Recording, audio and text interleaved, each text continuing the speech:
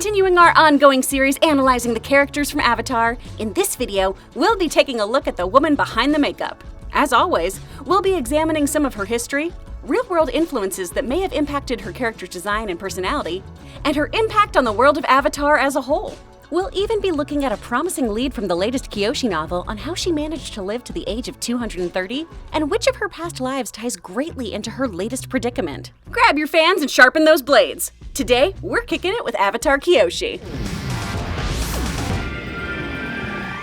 Before we dive in, I want to give a big ol' shout out to our super nerd sponsor of the day, Nathaniel Williams. Thanks to heroes like Nathaniel, I get to keep analyzing and theorizing about my favorite cartoons and characters with y'all. So thank you so much. All of us here at Nerdwire really appreciate it. We're excited to announce that Nerdwire is partnering with our sister brands, The Fumble and Holly Scoop, in a fundraising campaign for the Equal Justice Initiative. The EJI is an incredible nonprofit organization that provides legal aid and assistance to those who need it most. There's a link below where you can donate directly to them. I'll fill you in with more details at the end of this video. Now, on to Kyoshi. With the second Kyoshi novel's recent release, I'm going to try to do my best to not divulge too many plot points and spoil things. Trust me, you want to read these books. You've binged Avatar 1,000 times, you've read the comics. This is going to help with those Avatar cravings. Now that being said, if you don't want to know a single dang thing about the longest living Avatar, then this is where I'm telling you to wait to watch. Come back when you're ready. I'll still be here. We're given little glimpses of who Kyoshi was in the last Airbender series.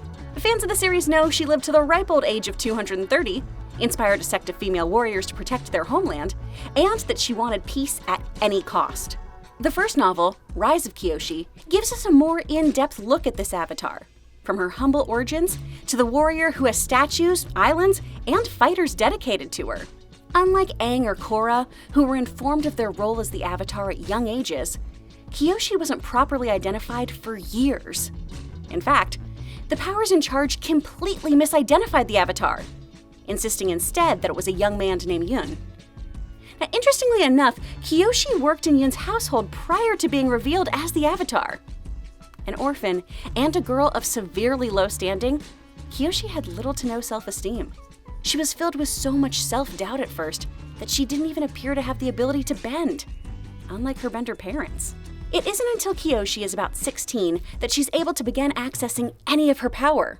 Unsurprisingly, real studies have shown orphans are far more prone to self-esteem issues and depression due to a lack of psychosocial support. As we see in Shadow of Kyoshi, her rough upbringing compared to previous avatars fills her with resentment. By clinging to the pain of her personal past and resenting how seemingly easy her predecessors had it, she's unable to access her past lives. Now, while we see blended families like Mako and Bolin's folks in Korra, Kyoshi's probably the first person we see in the entirety of the world of Avatar who has parents from different nations. Kyoshi's birth parents had ties to criminal activities as well.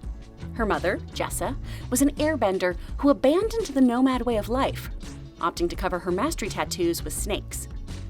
Kyoshi takes her signature fans from her mother's side, and would later use these fans to enhance her fighting and bending, a technique her Kyoshi warriors would mimic as well. Her father, Hark, was an earthbender, an actor, and a thief. The two founded the Flying Opera Company, a crime network disguised as a theatrical troupe. The makeup and costuming the company utilized would later be adopted by Kyoshi. It's worth noting that our only description of Kyoshi sans makeup is in the novels. She's a freckle-faced girl who essentially has a secret identity thanks to her painted face, which seems to be based on traditional Chinese opera as well as Kabuki makeup. Because the Earth Kingdom is so steeped in Chinese iconography, let's first explore that. In Chinese opera, these theatrical performances saw the actors wearing exaggerated makeup steeped in symbolism. A white painted face typically indicated the crueler, more sinister character. Green indicated a lack of self-restraint. And red noted bravery. We see these colors align with the symbolism assigned to the colors in the Flying Opera Company. As we learn in the novel, white stood for treachery, and red symbolized heroism.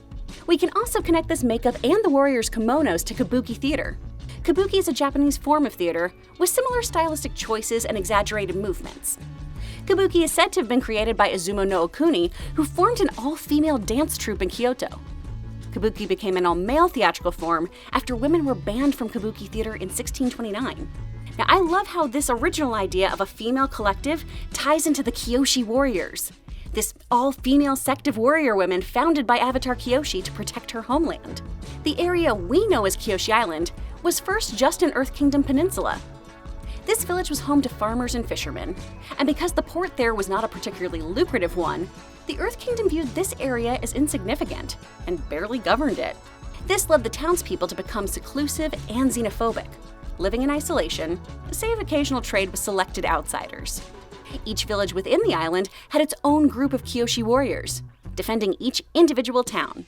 Unlike the Avatar herself, though, these warriors were non-benders. They were trained to use their opponent's force against them as well. The warriors mostly handled outsiders who came into town causing trouble, ensuring the safety and further isolation of their home.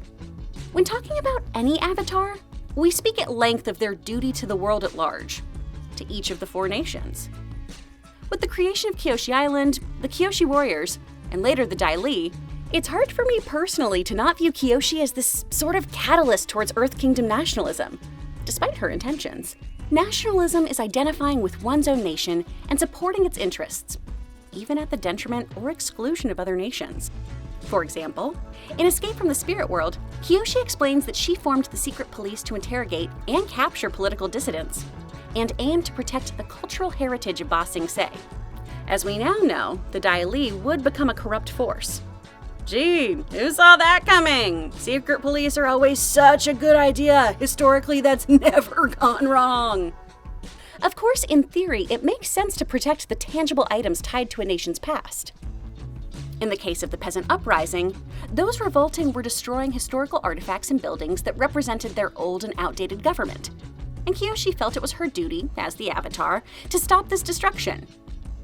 However, I think if we look at this through the lens of our current political climate, we have to ask ourselves, was she in the right? We've seen people topple statues of tyrants, destroy landmarks indicative of a nation's sullied history, and more. What does a nation preserve, and what does a nation move on from and completely remove? The key, and what I think Kyoshi might have lacked the foresight to note in this instance, is to look at how this preservation would affect the nation as a whole, and who it ultimately benefited. Very excited for you all to see how Kyoshi handles the preservation of cultural artifacts in Shadow of Kyoshi. Prepare yourselves for the splendor of the line that is, maybe it had been a historically important table. Of course, Kyoshi's involvement in the peasant uprising isn't all bad. She doesn't simply bend the knee to the Earth King. She demands compromise, reform. She's the flippin' Avatar after all. She helps move the Earth Kingdom into a constitutional monarchy, limiting the king's power. So, the people did get their new government. Point Kyoshi. So she stood up to kings, to Chin the Conqueror, created an island, created various warriors. What else do we know about the Avatar herself? It's implied in the Korra comics that Avatar Kyoshi was bisexual, and Rise of Kyoshi confirms this with her love interest, Ranji, a firebender and bodyguard to fake Avatar Yun. Said series creator DiMartino, in the back of our minds, we always thought Kyoshi was probably bisexual. For a YA novel, it just seems quite appropriate to have her explore her feelings towards men and women. In the Korra comic, it's just a line. There wasn't time to really get into it. So FC took that idea and came up with an awesome character, Ranji, and it's great. It's really the heart of the story, which I really like. To me, the comic's exploration of Korra's sexuality, as well as Kyoshi, has always felt like a bit of giving the finger to the execs of Nickelodeon who didn't let Legend of Korra fully depict Korrasami. The comics made a point to state in clear terms that Korra and Asami were a couple, and that the 4 nations were no strangers to same-sex couples. So I was particularly thrilled that the novelizations really delved into Kyoshi in this way, and expanded on her romantic relationships. Alright, now let's discuss just how Kyoshi lived so dang long. If you watched my video on Bumi, you've heard my theory that master earthbenders like Bumi and Kyoshi could maybe prolong their own lives thanks to their mastery of chi and magnetic vibrations. Chi is a Taoist concept that claims everything in creation is made up of electromagnetic energy vibrating at different frequencies. Thanks to their connection to the Earth, to the magnetic field of the Earth, and therefore the magnetic forces within their own bodies, powerful benders, in theory, could manipulate their energy. But now I'm taking that theory and I'm throwing it away! Thanks to Shadow of Kyoshi, I have a new theory that I think is far more likely. At least for Avatar Kyoshi. While visiting the Fire Nation, Avatar Kyoshi is introduced to Atuat, a master healer from the Northern Water Tribe. Sifu Atuat is an incredibly confident healer who claims she can add decades onto a person's life through her healing. Later, she reveals that through an incredibly tricky technique, she can lower a person's body temperature, thus slowing down every process the body goes through, including death. However, this advanced healing method requires a seriously skilled healer, as poor timing could lead to freezing a person's fluids to ice and destroying their organs from the inside out. Ew. Kyoshi is trained in this technique, and I believe she grows to master it, using it on herself to slow her own aging process. After all, Atuat says Kyoshi was the fastest study she'd ever seen. With her natural skill and the power of the Avatar state, this healing method could have revived Kyoshi on a cellular level and kept her kicking for 2 centuries. Hopefully I'm saying that character's name right, since I just read the book on the day it came out, so my apologies if I'm totally butchering that pronunciation. Now, in this novel, we also learn that Kyoshi shares quite a bit with her predecessor, Avatar Kyoshi. A friend of his says the two share similar personalities. They're stubborn, they're emotional, and they idolize Avatar Yangchen, the Air Nation Avatar, to a fault. Without giving too much of the plot away, Kyoshi's conflicts tie directly in with Kyoshi, not only to solve the issues at hand, but to gain access to all the other past lives she's lived. Apparently, you gotta go in chronological order when it comes to chatting with your past lives. That's how you unlock them. Them's the rules. Kyoshi's personal journey into communing with Kyoshi is an incredibly illuminating one. And this chill, lazy Avatar persona that we were fed in the Avatar television series isn't entirely who he was. I'm so excited for you to read as Kyoshi discovers what happened with him. Let me know if you want a video on that too, full of spoilers. At the time of this recording, The Shadow of Kyoshi has just been released and is available at booksellers near you. As always, we here at Nerdwire encourage you to support neighborhood stores if at all possible. Grab a copy and let's talk about this book together. Once again, I'd like to ask you to join Nerdwire in our fundraiser for the Equal Justice Initiative. The Equal Justice Initiative is a nonprofit organization that provides legal representation for prisoners who may have been wrongfully convicted of crimes, poor prisoners without effective representation, and others who may have been denied a fair trial. If you want to be part of the movement, there's a donation link below where you can send donations directly to the fund. Anything helps, and we're so glad that we can share this awesome opportunity to donate with you guys. Of course, these are just a few of the things that I think about when it comes to Avatar Kyoshi. The question is, what do you think of her? Any awesome factoids that should have been included? Hit me up with your hot takes in the comments below. Be sure to like and subscribe so we can keep the conversation going.